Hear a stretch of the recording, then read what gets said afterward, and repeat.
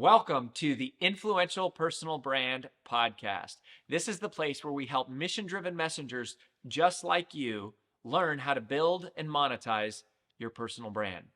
My name is Rory Vaden, and I'm the co-founder of Brand Builders Group, a Hall of Fame speaker, and New York Times bestselling author. And this show is to help experts learn how to become more wealthy and well-known. I know you're going to love it. Thanks for being here. Let's get started. I want to share with you my 8 favorite techniques for growing your podcast. This is coming off my interview from Hala Taha, my friend, talking about some of the technical sides and some of the detailed sort of tactical things that you can do to grow your podcast. And if you didn't listen to the interview that her and I did, you have to go listen to this. Like, the interview blew my mind. There was so much about the world of podcasting that I did not even know. So what I'm going to share with you are sort of like the 8 conceptual things that have grown our podcast, right? And this podcast is the second time that we've grown a podcast to over 1 million downloads. And we only started this one a few years ago. So here we go. Let's dive in real quick. I'm just going to give them to you. My 8 favorite tips for building a great podcast. So number 1 is appear on other podcasts as a guest. That is for sure the fastest way to grow your podcast, is to appear as a guest on other people's shows. I remember interviewing Jordan Harbinger on this podcast. We actually talked about this. He started a show many years ago called The Art of Charm, grew it to millions and millions of downloads, left the show or lost the show, and then started his own show, The Jordan Harbinger Show, and he rebuilt the whole thing like in a matter of a year. And the way he did it was by appearing on other people's shows.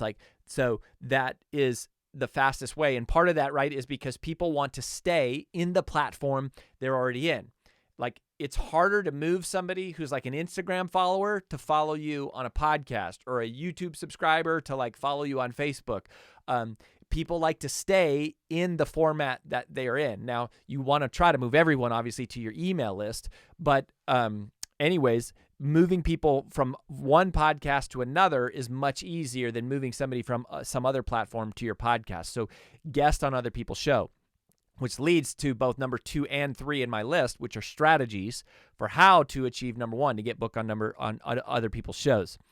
So number 2 strategy is to help book all of your guests from your show onto other people's shows. Yes, I said that correctly. That one of the best ways for you to grow your podcast is for you to spend time and energy helping all of your guests who come on your show to get booked on other shows. Now, at first you might go, why? Like, how does that work? Like, how does that make sense? How does it grow my show? The reason it grows your show is because it causes you to network naturally with other podcasters. And that forces you to build relationships with other podcasters. And you add value and you build relationships with all of your guests. So helping your podcast guests get booked on other shows is one of the fastest ways that you can build a relationship with somebody. And so what happens is you become friends. And so they start referring other guests to be on your show, and they start referring you to be on other shows, because when they go on shows, the shows they're often on will ask them, and they'll say, hey, who should have me on, whose show should I be on, and who should I have on this show? Which leads me to number 3, which is asking every time you're on a podcast as a guest, say, are there any other podcasts that you think I would be a good fit for? That's what you want to ask every time that you're a guest. And similarly, when you're the interviewer and you interview someone on your show, you should always ask them, who else do you know that would be a great fit for this show, right? You got to make the ask. So that's really, really key. Now, number 4, here's the secret to getting big guests. Okay, the secret to getting big guests is to offer them help in their time of need. Okay, so on any given day, an invite for a celebrity to come on a podcast is sort of an annoying, disruptive thing that they have to say no to or turn down, or they say yes, and it kind of throws them off the rhythm, right? Some for a lot of high-profile people, that's how it occurs. It's like, I'm not in podcast mode. So you don't really want to ask for that if you don't already have a relationship or a warm referral or introduction to them. So what you want to do is wait for their time of need, right? And you go, they just had a book launch come out, or they just had a new TV show come out, or they just they're doing something, right? And you're keeping an eye on the guest that you really want. I call this the Gretchen Rubin story because this is how Gretchen Rubin and I genuinely became friends. Like, I, for years, admired her and thought she was so great, and both academic and and also like in the personal development world, and just really sweet and a fantastic writer. And so I waited until she had a book coming out, which is the easiest time to do it, right? Everybody wants to go on shows when they have their book coming out. So I almost always wait until they have a book coming out, and that's when I'll ask them, because that's when they're most likely to say yes. In fact, here's a little advanced ninja tip from one of our Brand Builders Group strategists. This is Matt Labrie. So Matt, this is a shout out to you, brother. What he does for his show is he actually looks on Amazon at all the books that are scheduled for publication in like the next 3 months. And that's how he picks his guests to come on his show. So is so smart. He's getting them even before their new book comes out, because that's when they're doing all of their pre-launch prep, and he'll make a commitment to say, hey, let me interview you before your launch, and I will help you during your book launch. I'll publish this episode on your launch. Relatedly, the other thing you want to do with big guests is promise them that you'll do the full court press on promotion. Tell them, I'll email my whole list. I'll post multiple times on social. Like, I'll tell everybody about you. And that's a big deal, because even if there's a really big podcast, that might not perform as well for someone as a small podcast where the host is super enthusiastic about the guest and willing to like promote heavily the guest being on their show. So that's the key to getting big guests, is help them in their time of need and promise to do a full court promotional press for them, and then do it. Relatedly, number 5. So here is another simple step any podcaster can do that we so often overlook. Email your list every time you publish a new podcast. Email your list and tell them you have a new podcast. And if you think that's emailing them too often, then I would say, well, then your podcast must not be that good, right? Nobody gets annoyed at like having too much like valuable information that's hyper relevant to them being sent to them. So, and podcasts take a lot of work to produce and schedule the time and prepare for the interviews and find the guests and, record and edit and blah, blah, blah. So what I want you to do is make sure that you don't overlook the step of emailing and telling your people like, hey, we have a new show, a new episode that just went live. You got to check it out. And if you're publishing your podcast on YouTube, it's especially important that you email and you push traffic to your YouTube video the moment it goes live, like the moment it's published, because part of the YouTube algorithm is affected by how quickly a video is getting views. You can force that by driving social and your email and your social list directly to YouTube to sort of spike the algorithm. So make sure you're doing that. Number 6, make it easy for your guests to promote their appearance. Make it easy for your guests to promote their appearance. How do you do that? Basically, by giving them beautiful assets that make them look like the star from when they were on your show. So think about this for a second. Everybody has to feed the social media beast, right? Like anyone who is, a mission-driven messenger of any type, and it's like very few people love being on social media every day. So it's a chore that we all have to do, is we have to put out relevant content on social.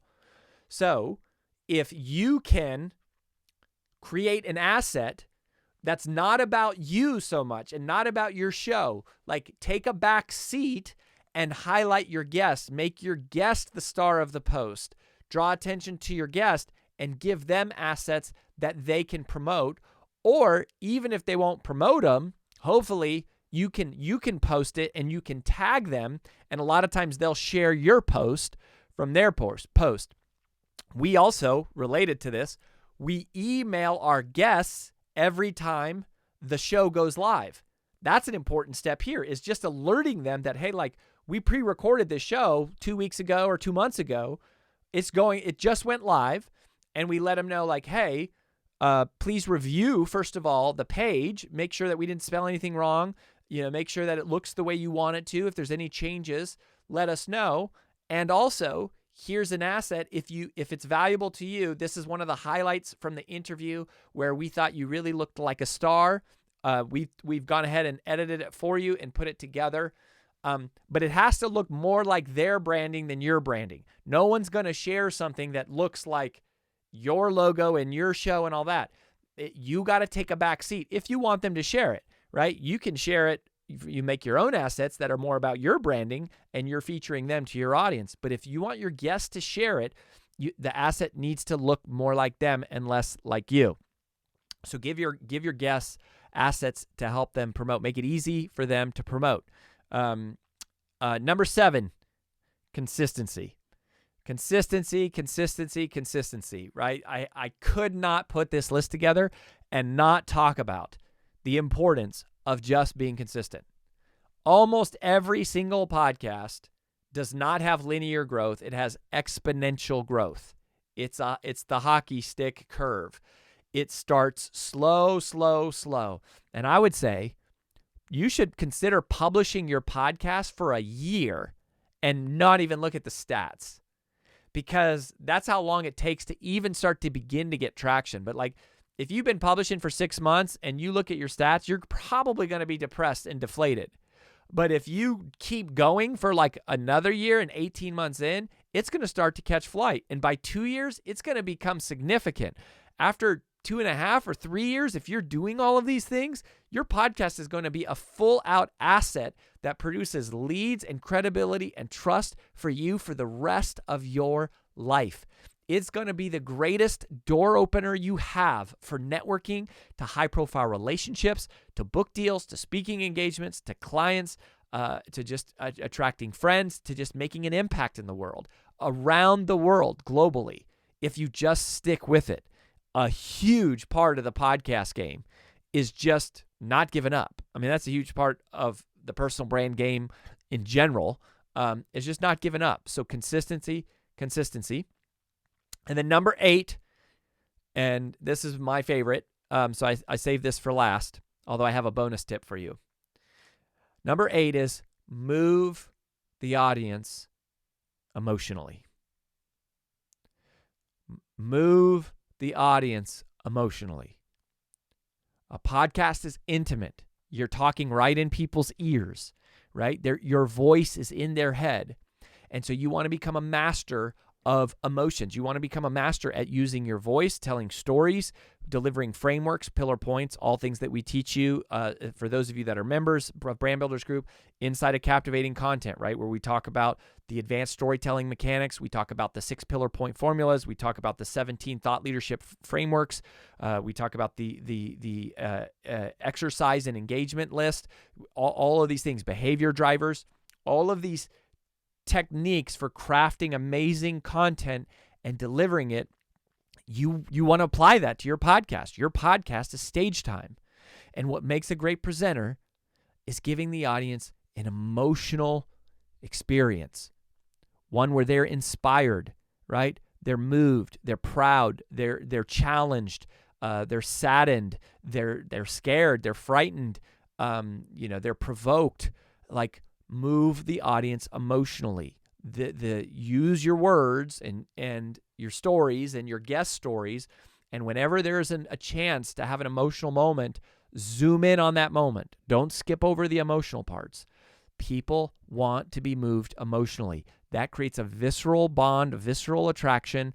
And one of my favorite quotes from one of our Brand Builders Group clients. So this is not a Rory Vaden quote. I did help them come up with this in one of our strategy sessions, but this is their quote. It's from the Attentioneers, from Hillary Billings, as she says, "Remember, when people get emotional, they get promotional." When people get emotional, they get promotional. That's from Hillary Billings from Attentioneers, and Marshall. That's one of their pillar points that is so good and so true. When people get emotional, they get promotional. So you got to move your audience emotionally.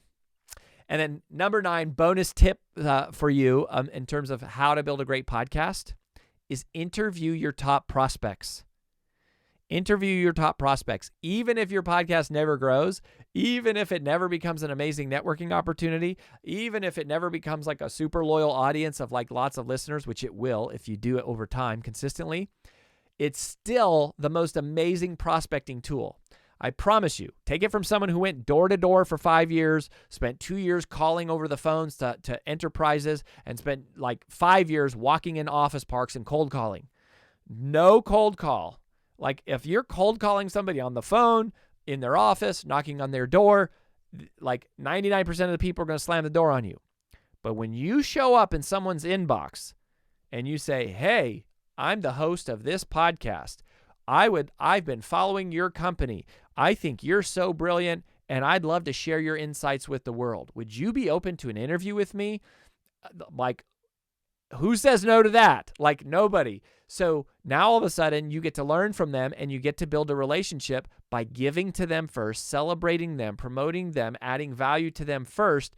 And now after the podcast is over and you've built rapport, now you can have an actual conversation as humans, and maybe that can go somewhere. So podcasting is the most magnificent Trojan horse prospecting strategy. I'll call it the Trojan horse prospecting strategy of all time. So it blows my mind that more business development people are not using this tactic, but it's also what I can use to prospect other podcasts to be on, right?